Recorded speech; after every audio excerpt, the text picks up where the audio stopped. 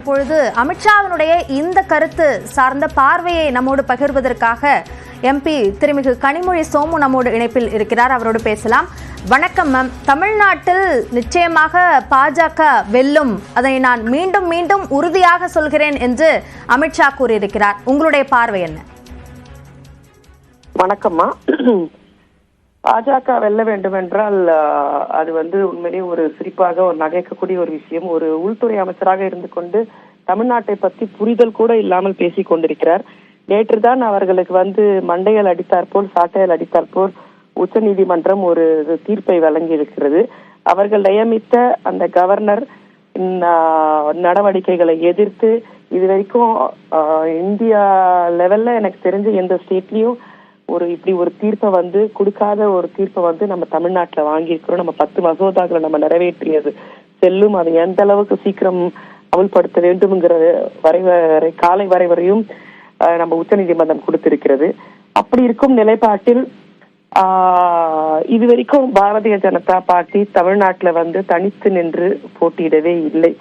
அவர்களை இன்னும் மற்றொரு திராவிட கட்சி சுமந்து கொண்டிருக்கிறது என்பதை அவங்க மறந்து பேசுறாங்க. அவங்க கட்சிக்குள்ளேயே பலதரப்பட்ட குழப்பங்கள் இருக்கிறது. அந்த குழப்பத்தை மறைப்பதற்காக எப்ப பார்த்தாலும் திராவிட முன்னேற்ற கழகத்தின் சிறப்பான ஆட்சியை அவர்களுக்கு குறை சொல்வதே ஒரு வாடிக்கையாகிவிட்டது.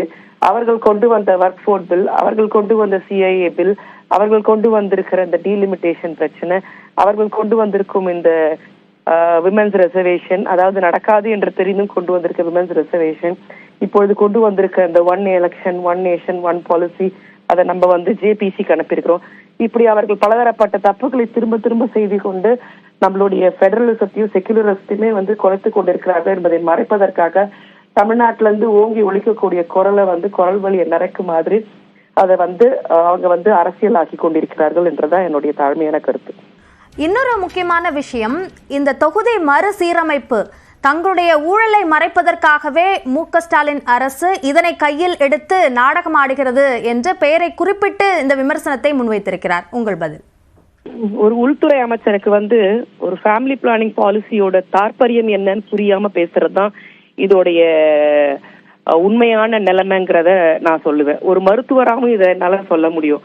ஒரு யூனியன் கவர்மெண்ட் ஒரு விஷயத்தை முன்னெடுத்து நம்மளுடைய பாப்புலேஷனை கண்ட்ரோல் பண்ணோம், நம்ம நாட்டின் நலனை கருதி ஒரு பாப்புலேஷன் ஃபேமிலி பிளானிங் இம்ப்ளான்டேஷனை கொண்டு வரும்போது அதை சரியாக கடைபிடித்த ஒரு மாநிலம் குரல் எழுப்பி நாங்க கடைபிடித்ததற்காக எங்களுக்கு இவ்வளவு பெரிய ஒரு தண்டனையான்னு கேட்கக்கூடிய, அதாவது கிட்டத்தட்ட பாத்தீங்கன்னா ஒரு 8th 9th 10th பசங்க கூட புரிஞ்சுக்கக்கூடிய ஒரு சாதாரண ஜியோகிராபிக் ஹிஸ்டரிய கூட நம்முடைய உள்துறை அமைச்சர் புரிந்து கொள்ளவில்லை என்று யோசிக்கும் போது, இப்படி ஒரு உள்துறை அமைச்சர் நம்ம நாட்டுக்கு இருக்கிறாருன்றதை யோசிக்கும் போது உண்மையிலேயே நாம் கொஞ்சம் தலனப்பட வேண்டிய ஒரு விஷயமாக தான் நான் பார்ப்பேன்.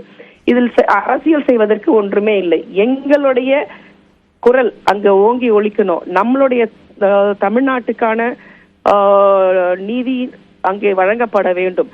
நம்மளுடைய நியாயங்களும் தர்மங்களும் நிச்சயமாக குரல் பாராளுமன்றத்தில் ஒலிக்க வேண்டும்.